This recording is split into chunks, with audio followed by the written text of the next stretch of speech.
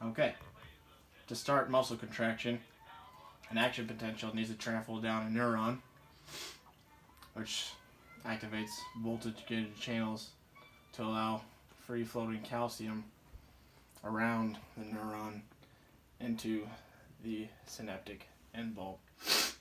And from there, transport vesicles release acetylcholine into the synaptic cleft, and acetylcholine binds to receptors in the motor end plate, which open up ligand-gated channels, sodium-gated channels, and allows sodium to,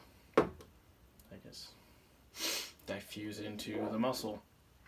And that from there, another action potential is activated, and that transfers down the T-tubule into the sarcoplasmic reticulum, and that releases calcium into the terminal cisterna. And from there,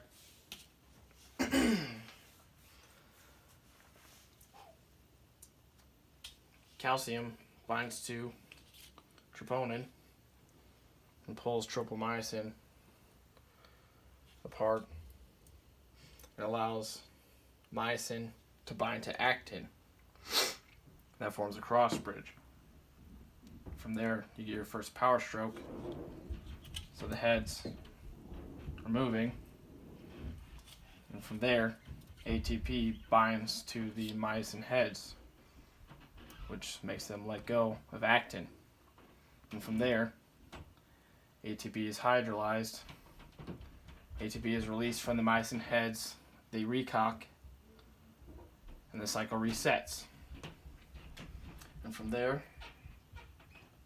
to stop muscle contraction, the action potential and the neuron needs to stop, and acetylcholine needs to be diffused back into the synaptic end bulb by glial cells or acetylcholine esterase.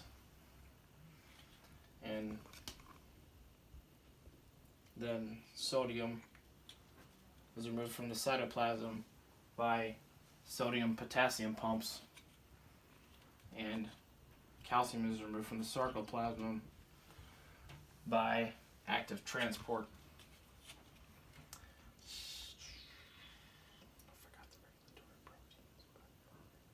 Myofilaments slide apart, and then the muscle relaxes.